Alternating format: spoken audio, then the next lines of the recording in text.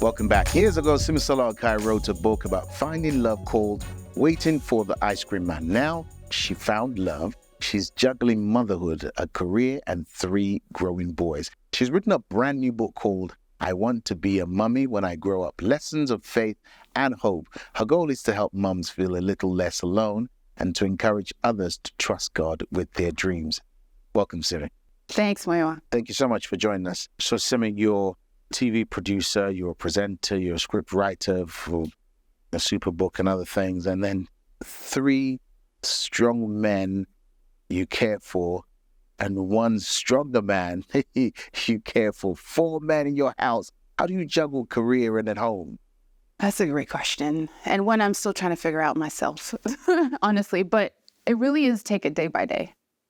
I take it day by day because the word says that my grace is sufficient for you. But my power is made perfect in weakness. And most of the time I am weak. Like, I can't do it all. I think that's a myth where it's like, oh, a woman, see her war, she can do everything. But I can do it all. I can do all things through Christ who sustains me. So it really is each day I'm like, Lord, give me grace. Like, I pray. It's important for me to, carve out time, even when I'm tired in the mornings, just to be like, Lord, give me today my daily bread. Help me with the decisions I have to make. What should I focus on? And it does help to have a great partner. So Sam he is a support and he helps me. So if you have a community, a village, 1 person to call, don't be shy. Call on Jesus and call on help. Yeah. Let's dive into this book, I Want to Be a Mummy. Tell me about your dreams before you got married, your dreams of being a mum. Yeah. I've always actually loved working with kids. I love being around kids. I love their innocence. So ever since I was little, playing with dolls, mom bought me a little doll I could feed. And I just remember as a little girl just thinking to myself, oh, I can't wait to have my own one day. So, there's so much to talk about, but there's someone watching, they've got children, and just the administration of the kids is running them ragged. The nappies you have to change, the clothes you have to wash, and then you're putting the kids to sleep at night, and you have to listen to things that you may not be totally comfortable with. Tell us about a moment when the kids tell you about a lesson that you need to learn, and you had to listen to that. Yes, actually, there's a chapter in my book called Moms Say Sorry. And so I wrote that because I felt, sometimes you do stuff and it's wrong and you just feel like, oh gosh, should I have said that? Should I have done that? If I apologize, wouldn't that make me look kind of weak or they won't respect it? But I found actually the opposite happening. Like when I say, okay, Nathaniel, I shouldn't have said that and Mommy is sorry.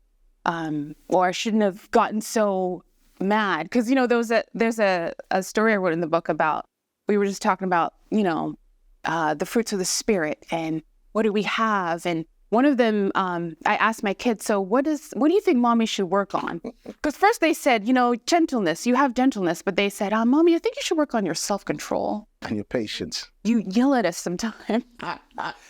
So it's something like that if I yell when I'm angry and I'm like, guys, I'm sorry, I shouldn't have been yelling. Mommy is just stressed out. So things like that, I think, is important, that your kids see you make mistakes and see you apologize for it. So I see for them, they do it to me too. They'll apologize.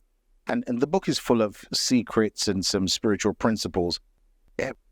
But also you talk about you must learn to cook chicken as a mother. Yes, you do. What's that about? You learn to cook chicken. Tell us the message behind that. It really is, when the dream happened, the kids are here, a lot of times we dream of something and we don't think about the work that is going to happen or that it takes to sustain the dream. So really that chapter is about, okay, pray for what you want, believe for what you want, but ask God to prepare you. So when you get that dream, you can be a blessing to it. And so the chicken part is just, I didn't realize how much time I was going to be spending in the kitchen. It didn't really compute in my mind how many times they're going to eat, how many times they're going to be hungry, every time I have to pack. I love, of course, taking care of them, but I'm like, if you want to be a mom, learn how to cook something. A mother is in the middle, she's in a whirlwind of all this, trying to figure out what's happening with the children and thinking, I've lost myself. The dreams I had are gone, and all these things, and trying to be a wife and all these things she's grappling with. How do you find hope again? How do you find your visioning? How do you see clearly again in the middle of all that? What are the practical tips that you have in this book for someone like that? For someone who's watching, who's a mom, I think it's important not to lose yourself and to remember that you're a daughter first.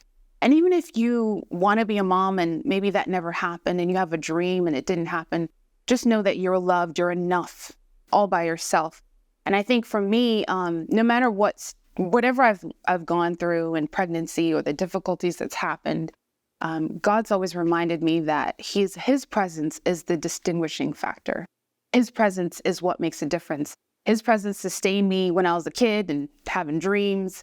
It sustained me, when I was going through miscarriages or when I was pregnant and all the complications. And even as a mom, his presence never changes. So any mom who's watching, just hold on to him. Like, he will literally teach me, like, when I'm like, what do I cook for dinner? And he'd be like, you have this in the freezer, pull that together. And he's there to help every mom, whatever you're going through. It might be a little problem. It might be a financial problem where you're like, God, please just help me. And so I just encourage any mom to just shout out to Jesus and be like, help me, Lord. Simi, thank you so much for writing the book. I Want to Be a Mummy When I Grow Up, Lessons of Faith and Hope.